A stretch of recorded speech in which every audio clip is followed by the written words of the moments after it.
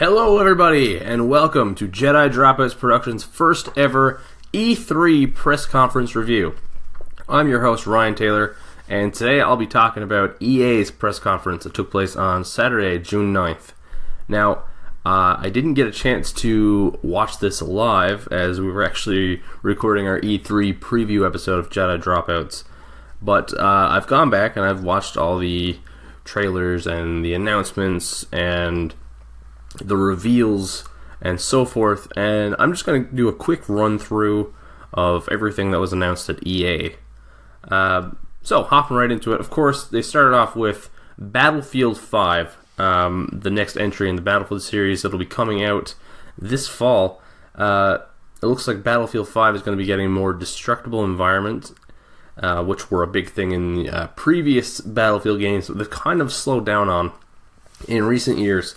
And it's going to be getting a Battle Royale mode, which is much in line with current trends of gaming, PUBG, Fortnite, that sort of thing. So that's very exciting. It's not a series that I have delved into too much myself, but I mean, it has a huge fan base, so that's fantastic.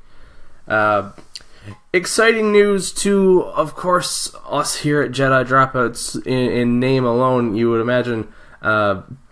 Respawn's Star Wars game has been titled. It is Jedi Fallen Order. It's going to take place during the dark times between Revenge of the Sith and A New Hope, when the Jedi are being hunted, and it's coming out holiday of next year. That sounds fucking fantastic. That is a game that I would probably buy the day it releases. A lot of exciting Star Wars news here, as EA is the sole developer behind Star Wars games in this day and age. And I feel like they've done a pretty good job with it overall. I really enjoyed Star Wars Battlefront. And speaking of which, Star Wars Battlefront 2 is getting Clone Wars content and new modes.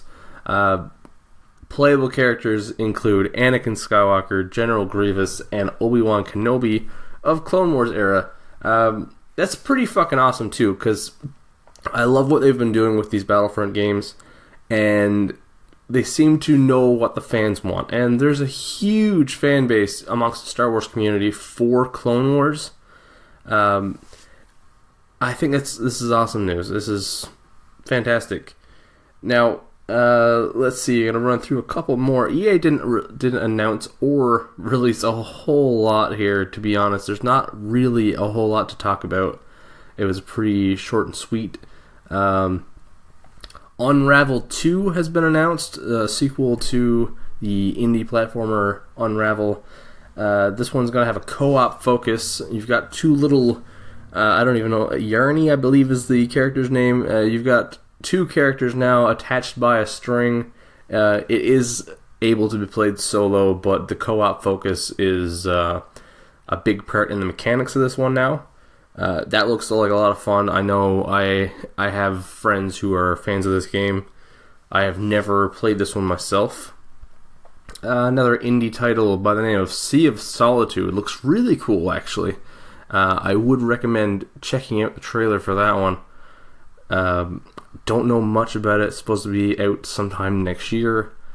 It looks interesting. That's all I can really say about it. Let's see. We've got a mobile game in the Command & Conquer series. Command & Conquer Rivals. I don't know shit all about this, to be honest. I don't know what else there is to say other than they're making a mobile game out of Command & Conquer. Of course, tons of news and announcements on sports games, FIFA, Madden, all that. Personally, I'm an NHL guy, and they always save that announcement for the NHL awards, so nothing here. But lastly, the game everyone is excited for when it comes to EA. BioWare's Anthem has a release date, February 22nd, 2019. Now, this is not the only game that's apparently coming out on that date. It's been used quite a bit. I'm thinking next February it looks very busy for video games. Anthem looks wonderful. I I've dabbled in BioWare. Dragon Age, I spent many an hour playing Inquisition, and I have played and watched many of the Mass Effect games. They do what they do better than anyone else. Now, Anthem is apparently not going to touch on the relationship aspect that is prevalent in many of their previous games. It looks more like a third-person sort of Destiny, open-world online kind of game. I love the use of the exosuits. I love that apparently you're going to be able to switch between exosuits depending on what you want to do in any particular mission, which seems to be like a class that you can switch between at any given time, which is a really cool idea.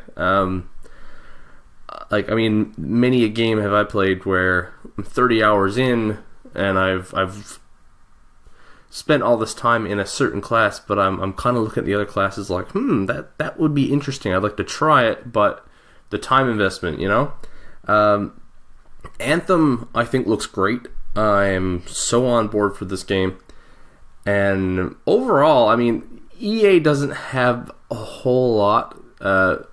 Mostly, it's impressive that they didn't fuck up too bad. They made note of the loot box fiasco and made a point of saying that is not going to be in any way involved in Anthem. No pay to win focus, none of that.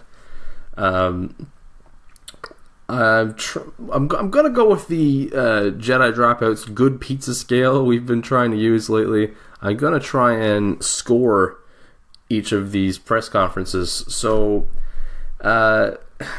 it's hard to put EA in. I can't take too many marks off because they don't have a lot of properties to begin with.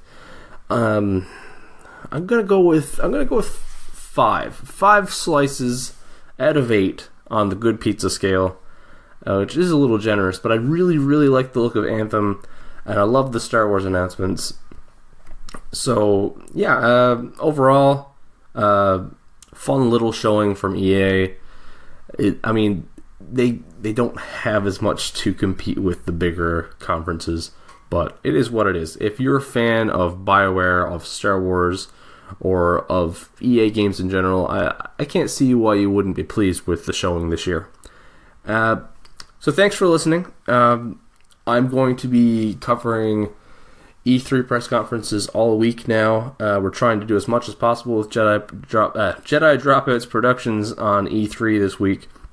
If you haven't already listened to our E3 preview episode with myself, James Moss, and Mitchell Clark, running through everything that we were excited to see, that is up at www.jedidropouts.podbean.com or wherever you listen to your podcasts.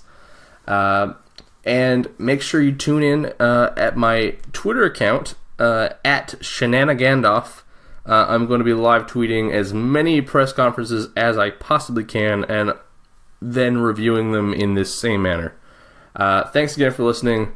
Really appreciate it. And don't forget to drop out. Later.